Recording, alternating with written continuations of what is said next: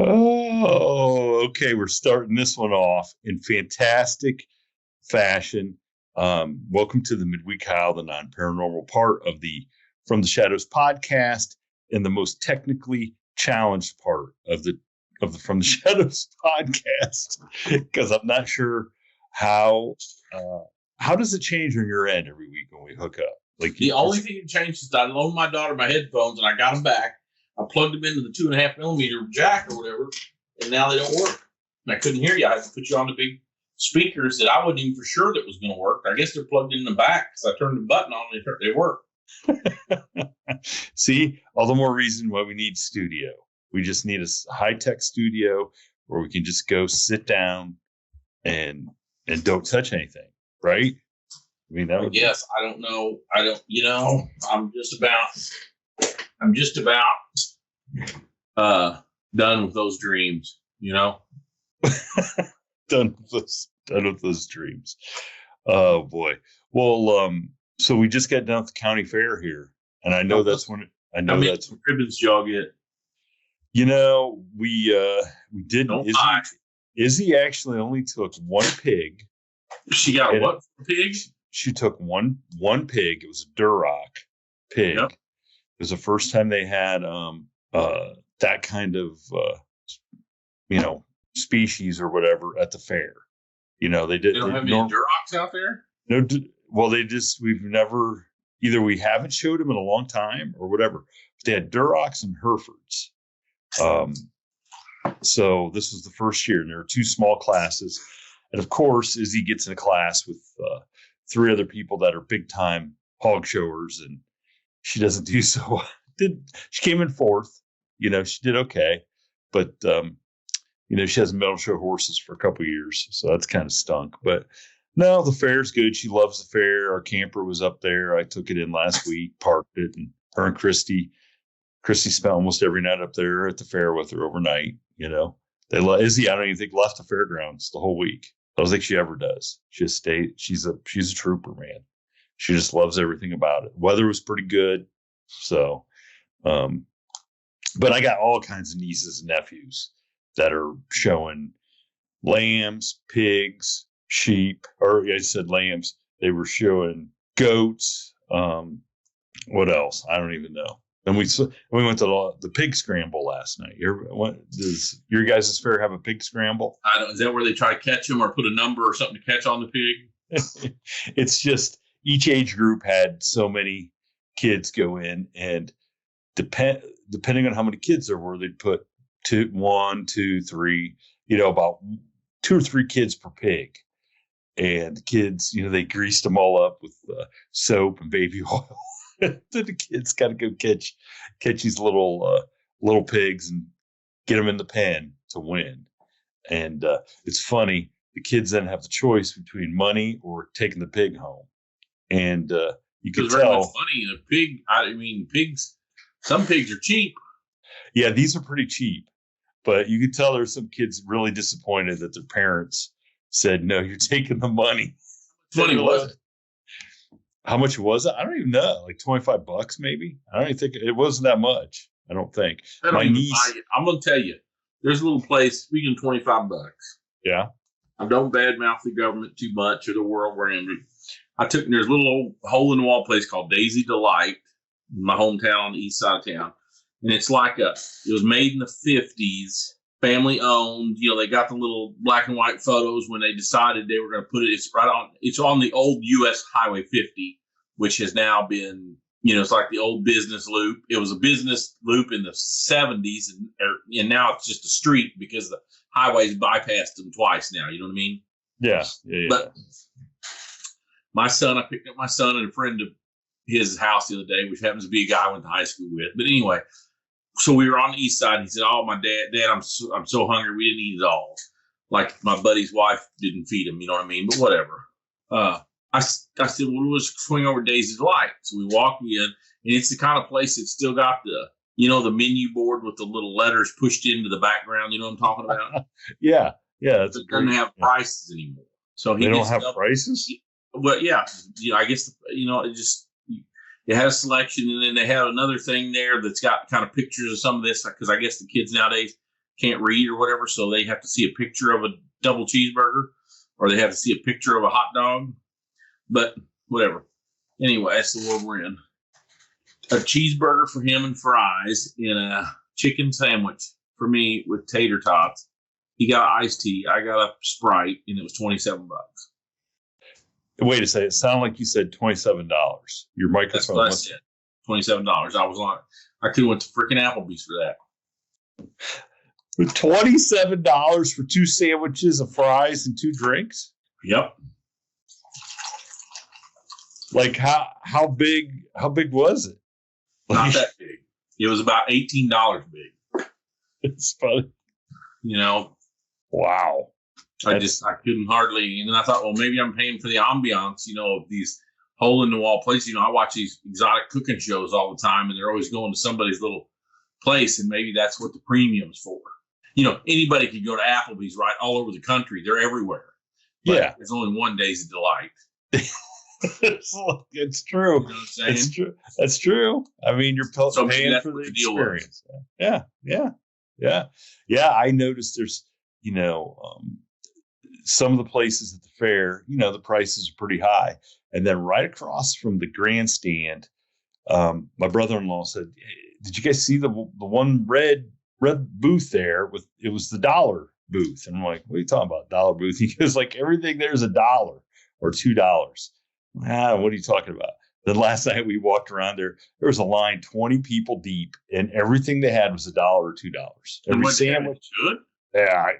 Look, hot dog, hamburger. I mean, just whatever. They're the same thing as everybody else. I don't know how big it was or small it was or how good it was, but it was dirt cheap, and they were selling a bunch. So I don't know. I don't know. Right beside them's the Chinese couple that brings Chinese food or makes Chinese food, and their stuff is great. And they've been coming for 20 years. We asked them last night. They've been coming for 20 years. And, so one of their meals is $15. So the other booth has got to get, 7, 8, 15 people through there to make $15. The Chinese couple got to get one person through. So what's better? I don't know. I just know. Obviously. That's what I'm saying. The food is really good. I mean, they make great chicken fried rice and stuff. So it's really good. But the barbecue guy had this new guy at the fair, and his barbecue, everything on his menu was pretty expensive, but everybody that had it said it was really good. So his camper was behind our camper. When he left, he came over. He's going to be at the Delaware County Fair for the Little Brown Jug, which is the harness racing equivalent of the Kentucky Derby. Okay. Sure. And we said, yeah, we're going to have some horses that may be down there. And his girlfriend had told us just before he came over, he made $20,000 last year at the fair selling barbecue at the Little Brown Jug. Well, good for him. And I'm like, that is awesome. I hope and it sounds like it's so good. I bet he does way more this year. So I hope he does. I didn't get to try any, but he gave me a business card. So maybe I'll try some. So there you go. But that's the problem with the fair is it gets, I go up there every night, hang out, and we go to shows and stuff. And I just got to make myself get up and leave at a certain point and come home, because you can just fall into that trap of just sitting there eating, Staying there. Just being a fair person. Mm-hmm. Yeah, I don't want to eat. So I don't want to eat all that food. It's all good. I don't, the ice cream booth is right next to us. I mean, I got to get out of there. So, but yeah, another fair. Now, when's you guys count for quitter? Never figured me for well, it's not that I'm quitting. It's I'm knowing when to walk away and live to eat another day. That's what I prefer. So when is your guys' county fair there? It's over. It was a couple weeks ago, remember? Our state fair's coming up. That's the one I love. Our state fair is next week, yeah. I think. Got a big one? You ever go to it? It's one of the biggest, I think. And but we really haven't gone to it. I mean, Izzy used to show horses, and the crazy thing about it is the horse show would be before the fair started. Like they're so big and there's so many different shows that some of the shows happen before the fair even happens. Well, because I know what you're talking about, because the county I grew up in, which is the county north of us, it's where the capital is and stuff. They have their fair is about 25 times bigger than my fair. But the 4-H, the shooting sports kids, the kids will actually shoot before the fair. Yeah. So some kids show and some kids shoot and some kids do both. Mm-hmm. Yeah. It never felt like you were at the state fair though, because nothing's going on. Oh yeah. I see what you're saying. Mm-hmm. Yeah. That would kind of suck for the kids and stuff, wouldn't it? Yeah. That's what I always thought, because I grew up, my grandparents and aunts and uncles and mom and them, they always talked about how great it was showing and how much fun it was. Oh yeah. Spending the night in the barn on a bale of hay and heat and humidity and exactly. My grandpa said him and his girls. My buddy Ed's eyes are twinkling right now. He's got to be smiling because he's been in more fairs than I don't even know who. You know what I'm saying? So he knows exactly what I'm talking about. Mm-hmm. Ed sounds like we could get him on fair stories, but it'd almost probably be turned X-rated. You know what I mean? Mm-hmm. But that was the 80s. I'm sure the fair kids are different now. I doubt it. My grandpa used to tell me him and his brother. So my grandpa's been dead since 93. So they were going to the fair in the 20s, maybe. Right. Maybe the 30s. And at that time, to go to Columbus from where they lived in Ohio, it was basically a stone road. And they would drive. We're now take more than one day to get there or anything? I don't think so. But they would hop in this old car. And when they were done with all their chores on the dairy farm, they'd hop in their old car and drive down to Columbus and then do all their chores in the barn down there and spend the night and then get up, do their chores in the morning at the fair and drive back to the dairy or drive back to the farm and work and just unless they were showing. How about that? And it had to have taken 2 hours on a 2-lane stone road to drive to Columbus back then. I've got a book. I'm sorry, I'm getting texted about culinary questions here. Oh boy. I've got a book by a guy named Elmer Keith called Hell I Was There.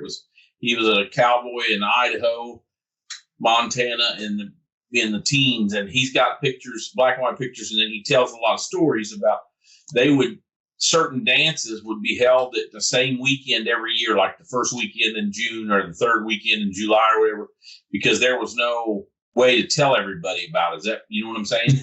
Yeah. So you just knew that the next year there was a dance on the first Saturday. Yeah, and those guys, working out. Hold on. And if you really was serious about going, you rode a horse. You left the day before and you rode a horse, some of them 40, 50 miles. You'd have your best saddle horse and ride over there because the roads were so terrible. If you had a Model A or T or whatever they were driving at the time, there was no guarantee you'd make it. Isn't that amazing? And now we're mad. Now we're mad if we get stuck in traffic for 20 minutes. So they would ride your horses and with a bedroll, and sleep. And then after the dance, they would just have their horses tied up and they would just, and I guess dozens of them, were just laying around camped out. That's crazy. Uh-huh. That's crazy. Yeah. I mean, I don't even know how you even go to, I don't know how you process that for a modern person, modern kid or whatever. Well, you couldn't. It couldn't. It would need. It's like talking to somebody about aliens. It's like it's beyond. I think they would understand the modern kid. I think. I'm sorry. I'm sitting here typing. I'm answering texts. I got a kid that's just sent me a picture from the Suez Canal here, and anyway, you have to put your phone on airplane mode while we're recording. I know. I was up there when you were texting me a while ago telling me that we were going to, you said, are you busy or you got time or whatever? And I said, yes. Then my brother immediately called and said, hey, y'all home. I'm going to come by. He got my son some wheels and tires for the Camaro. Oh, yes. So then of course I told my wife I'm going downstairs to talk to Shane, and she said, "Well, you're going to help them change these tires first, aren't you? Like my 44-year-old brother couldn't be just as good as me up there on the jack or something. You know what I mean?" Why didn't she go out and help? Because she was in the swimming pool. And then she was upset that when I finally got the car off the jacks, I said, "I'm going to talk to Shane." And she said, "Well, I'm going to be out of the pool by the time you're done." I said, she says, "How long are you going to talk?" I said, "Probably 35 minutes. Well, I'm going to be done out of here by the time you're done." So, there's just not enough time in the day, huh?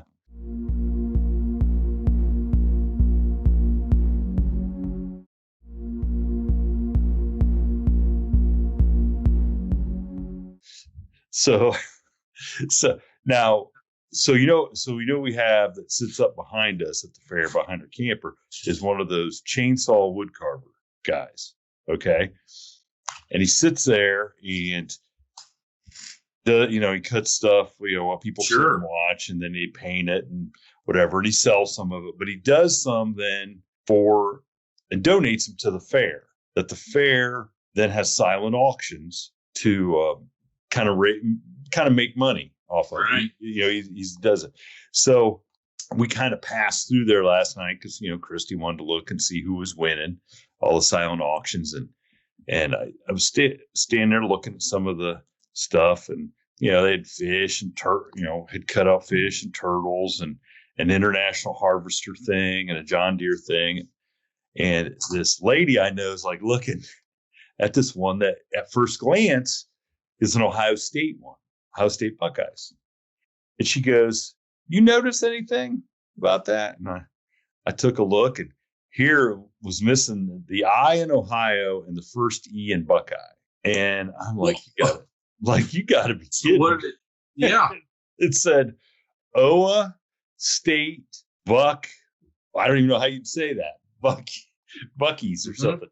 And ironically, then it was right beside one that it said "You can't fix stupid."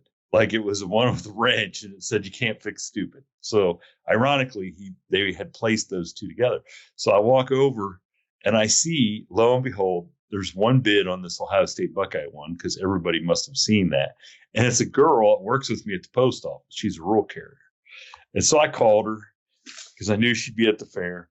And I said, "Hey, you're winning this Ohio State thing." And she goes, "Oh, wow, that's great. That's great." And I said, "But before you leave, you might want to stop by the chainsaw guy and have him replace or put some stuff on her. It's missing." She goes, "What's missing?"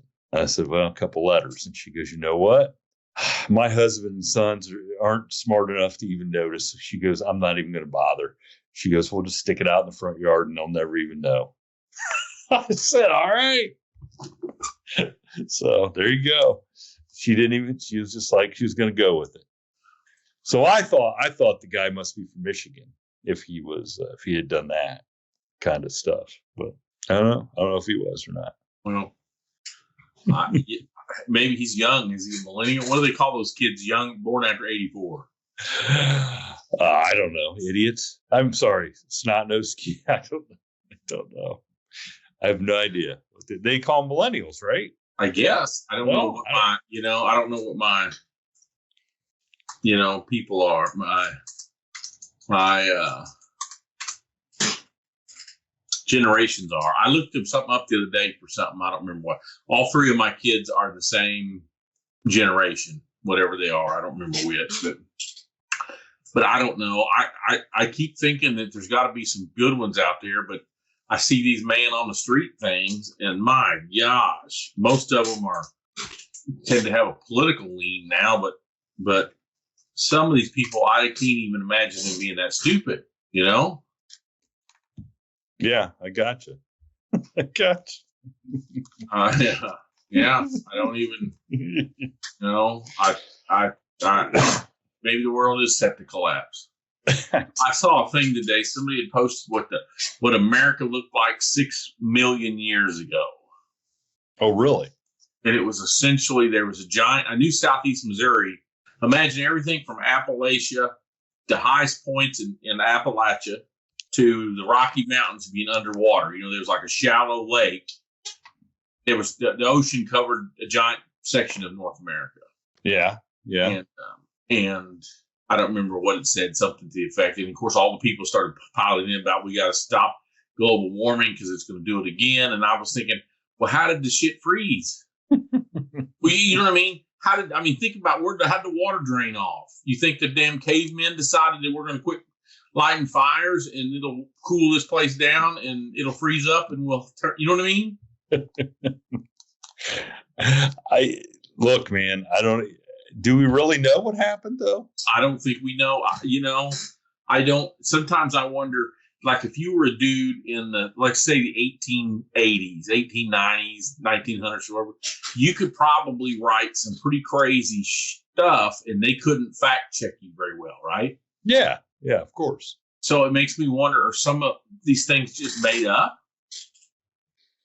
I don't know. I mean, it seems so amazing. Like, you watch an archaeology show and they're digging and they're like, they find stuff that really you think should never have been. Like, we always think we're the smartest people, you know, like the current is that we're the smartest because we're the current generation, the current people to walk the earth. But there's there's people way smarter than us. You know, they just apparently didn't have obviously didn't have the technology that we have at our fingertips, which does not necessarily make us smarter. It just makes stuff easier for us. But how do we know that 10,000 years ago they didn't have this technology and like a meteor hit us and buried all that technology and then we had to start all over?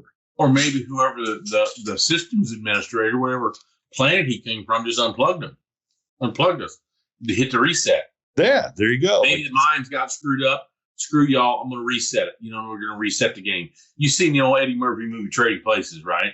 Absolutely. Okay. So you got the Martians over here and you got the Plutonians are over here or whatever galaxy they're coming from.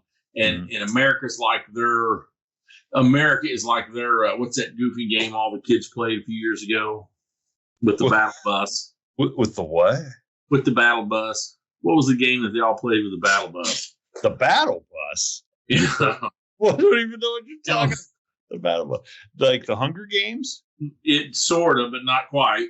The battle bus. I don't even know. Trying to Google it up. People already know. My kids were here. Isn't that the robot? Fortnite. The game Fortnite. I don't even know what that is. Okay, maybe the world, maybe the planet as we know it is just one giant Fortnite game for the extraterrestrials, right?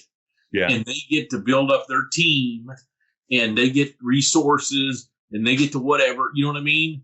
And right now it's whatever Western Hemisphere against Eastern Hemisphere is the tribes, or, you know what I mean? Who knows how they got it set up, right? And the dude that's just running America has just been winning so much, right? But at some point, does the game get reset? Do they just say, like the guy whose turn is it to shuffle, right? Whose turn is it to shuffle? I don't know. Yeah, like the other guy goes, okay, I give up. Right. Let's start over. And then we start over. Like, you shuffled last time, I'm shuffling this time. And okay, I'm going to shuffle with the meteor, or I'm going to, I don't want to, you know what I'm saying? I do, because I watch this on YouTube. This guy that does a podcast called The Y-Files, and he's had a couple good episodes on whether or not we're in a simulation. Right. And there's arguments.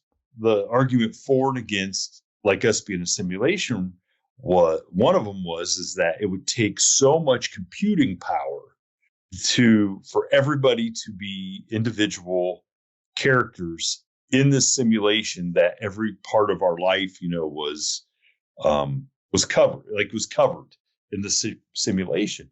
And they said, well, no, is not necessarily the truth.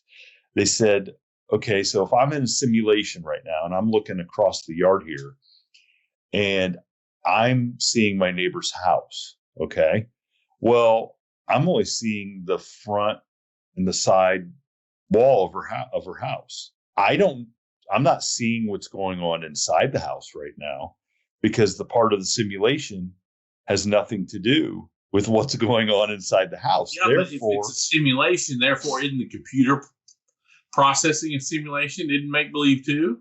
But what they're saying is is the processing power they suppose you would have to have for the lady over there and everything that was going on with her. So say that as we're each living in the simulation from our own point of view, okay? And I'm looking at which is true, right? It sort of is, right? It sort of is.